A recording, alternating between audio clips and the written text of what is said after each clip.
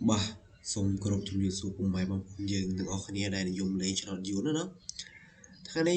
យើងវិលត្រឡប់មកជួបគ្នាខ្សែថ្មីម្ដងទៀតហើយជាមួយនឹងadmin សម្រាប់តម្រុយថ្ងៃទី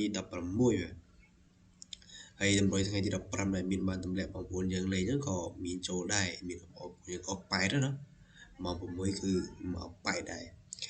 ហើយមានសុំបង្ហាញលទ្ធផលនេះទៅកុំឲ្យថាបងប្អូនយើងបានមើលណា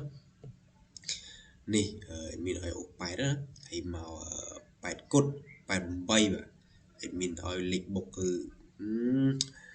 ប្រឆិតអេដមីនឲ្យ87ហើយមក78បច្រាស់អេដមីនបន្តិចទេណា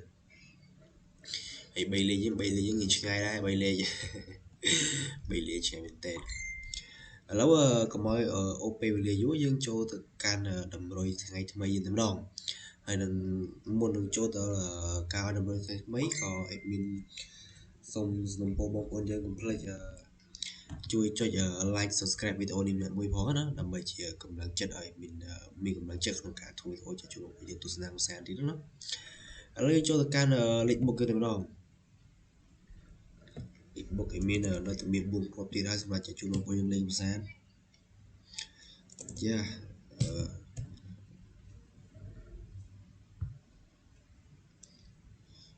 94នេះគឺជាលេខបុកមាន4គ្រាប់នេះហើយទុំចាច់ជួបបងប្អូនយើងលេងភាសាណាមាន59 94 16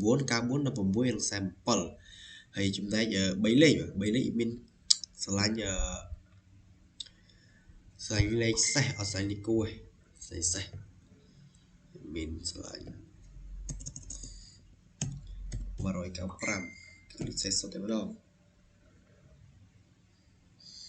ហើយចំណែកលេខអូសឲ្យមានឲ្យបងប្អូនយើងលេខខ្ទង់ទីបដែរទេព្រោះអីដូចអត់តឃើញខ្ទង់10មកទេខ្ទង់10ថ្ងៃមួយប្រហែលថ្ងៃនេះណាឥឡូវនេះតម្រុយមានបានដាក់បង្ហាញជូនបងប្អូនយើងអស់នៅលើផ្ទៃក្រោមនេះគឺមានតែប៉ុណ្្នឹងឯងសម្រាប់លេខបុកគឺយើងមាន59 94 16និង47ហើយ3លេខយើងមាន195បងប្អូនយក3លេខទៅលេខកុំភ្លេចគួនផងណាហើយចំណែកខ្ទង់អូសយើងមានអូស10ហើយតម្រុយថ្ងៃនេះក៏មានប៉ុណ្្នឹងដែរហើយក៏មុននឹងចាយចេញពីការទស្សនាវីដេអូនេះក៏សូមបងប្អូនយើងអត់ទេកុំភ្លេចជួយចុច subscribe និង like វីដេអូនេះមួយផងណាហើយមានក៏មានអ្វីច្រើនដែរសម្រាប់ជូនបងប្អូនយើងមានតែពាក្យ